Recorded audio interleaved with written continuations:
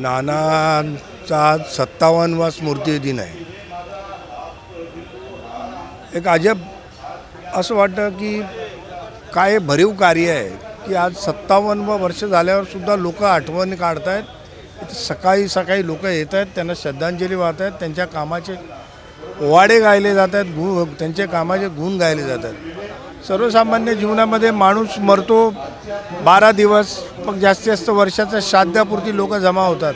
पण 57 वर्ष म्हणजे जवळजवळ 6.25 दशक एखाद्या माणसाचं कार्य जागवणं आणि गाजवत राहणं खरंच नानांचा म्हणजे आमच्यासारख्या पिढीला नानांचा अचंब हेवा वाटतो.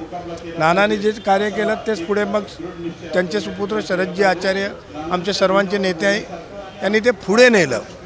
त्याचबरोबर अशोकजी अडवाणी असतील आणि त्यावेळेस त्यांचं काय दूरदृष्टी असेल की त्यांनी चेंबूरसाठी जे योगदान दिलं.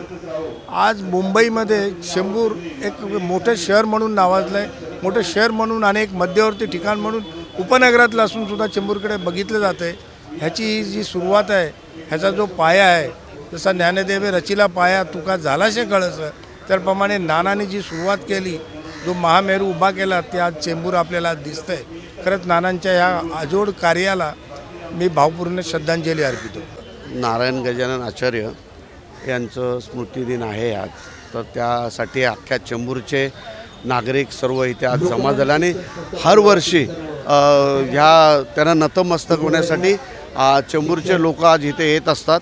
आज चेंबूर खूप सुधरत चाललेलं आहे आणि चेंबूर त्यांनीच बसवलेलं आहे, नानाजींनी बसवलेलं आहे. आज नानाजींना तुमच्यामार्फत मी नतमस्तक होतो आहे आणि चेंबूर आपलं अतिशय सुंदर आणि साफसफाई ठेवण्याचं काम आपण आता सर्वांनी मिळून करूया, एवढंच तुमच्यामार्फत सांगतो. जेव्हा आचार्य कुटुंबाचं नाव येतं तर अगदी सगळेजण चेंबूरचे, संपूर्ण चेंबूर म्हणा, शिवसैनिक म्हणा, तर ते सगळे कृतज्ञता व्यक्त करत असतात. परंतु नारायण आचार्यजी आहेत, जे समाजसेवक होते आणि त्यांच्या माध्यमातून हा संपूर्ण चेंबूर डेव्हलप झाला आहे. परिवर्तन जे झालेलं आहे म्हणजे त्यांनी आपले पाकिस्तान फाळणीपासूनचे जे रिफ्युजी आहेत, तर आतापर्यंत सर्व शिवसैनिक म्हणू दे, काँग्रेस पक्ष असू दे, कुठल्याही पक्षाचा विचार न करता त्यांनी सामाजिक कामं केले आणि त्यांची ती कृतज्ञता चेंबूरवासीय नेहमीच बघत असतात.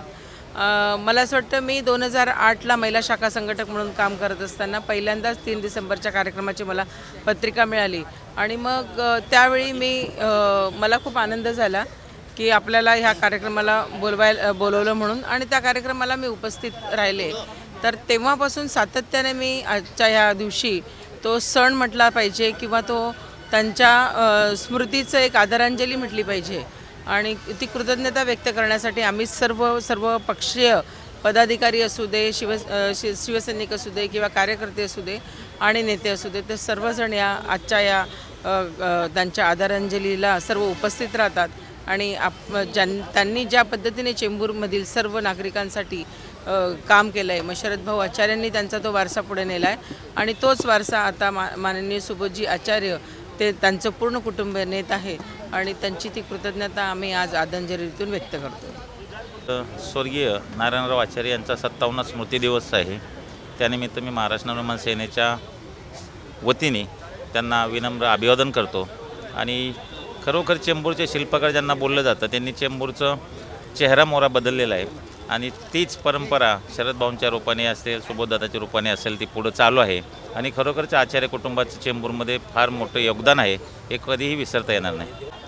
ज्येष्ठ स्वातंत्र्य सेनानी, आदरणीय चेंबूरचे शिल्पकार ज्यांना म्हटलं जातं, असे आमचे कैलाश नारायण गजानन आचार्य यांच्या 57व्या स्मृतिदिनानिमित्त मी त्यांना विनम्र अभिवादन करते आणि खरोखर आम्हाला अभिमान वाटतो की ह्या चेंबूरमध्ये त्यांचा जन्म झाला आणि ह्या चेंबूरचे खरेखर शिल्पकार होते.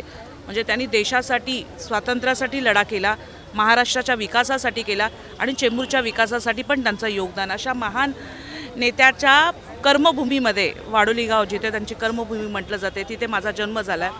आम्ही नानांना आम्ही पाहिलेलं नाही आहे, पण नानांचे सुपुत्र मुंबईचे महापौर शरद आचार्यजी ह्यांना पाहिलेलं आहे आणि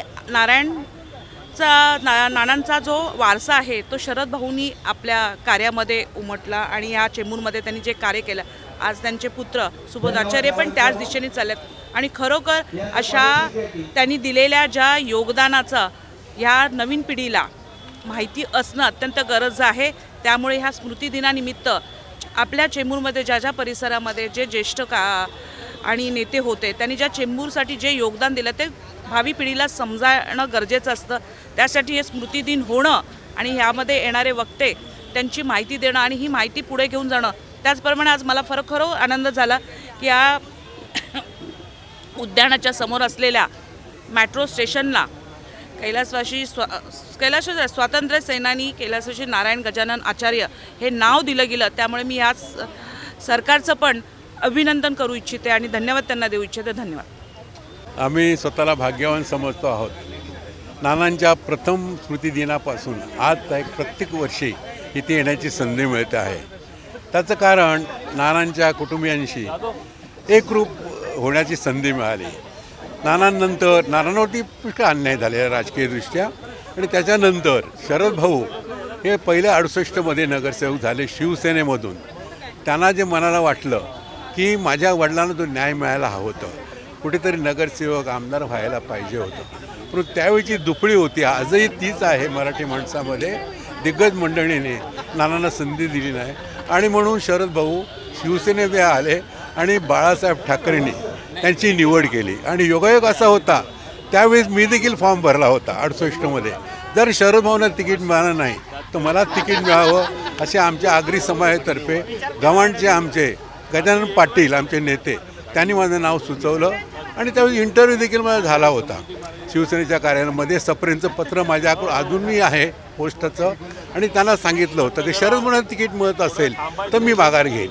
आणि नशीब आमचं चिमूरवासियांचं की शरद भाऊंना तिकीट मिळालं त्यावेळेस आणि 5 वेळा निवडून आले आणि चिमूरचं पालट झालेलं आहे आणि शरद भाऊंच्या कार्यामुळे झालेले आहे.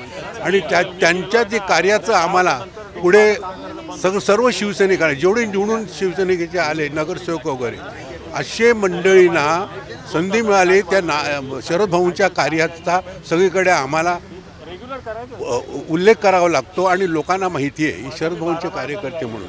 आणि आज शरद भाऊंच्या कार्याचा जो मोठा वटवृक्ष निर्माण झालेला आहे नानांच्या कार्याचा आणि सुबोध आचार्य त्यांचा चिरंजीव आज सगळा विभाग सांभाळत आहेत. कॉलेज आचार्य मराठी कॉलेज, नारायण आचार्य विद्यानिकेतन, शरद भाऊ आचार्य विद्यालय या सगळ्या. आता मी सचिव आहे लोकमान्य शिक्षण संस्थेचा आणि शरद भाऊ तिथे अध्यक्ष होते. पंत सरांबरोबर आम्ही काम करत असताना सर्व शरद भाऊंचे जेवढी कार्य उभी केले तिथे त्याच्यामध्ये सुबोधबरोबर काम करण्याची आम्हाला संधी मिळते आहे. आणि म्हणून असं वाटतं की पवित्र हस्ते एखादं जर रोपटं लावलं गेलं तर त्याचा वटवृक्ष कसा होतो. आणि चेंबूरमध्ये हा वटवृक्ष झालेल्या नानांच्या कार्याचा त्याचं कारण त्यांचे पवित्र स्मृती आज आपण अभिवादन करतो आहे.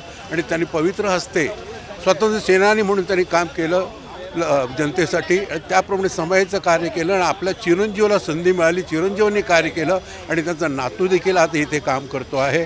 आणि आम्हाला स्वतःला आनंद वाटतो आहे की त्यांच्याबरोबर चिमूरमध्ये या सामाजिक कार्यामध्ये काम करण्याचं भाग्य लाभलेलं आहे. धन्यवाद.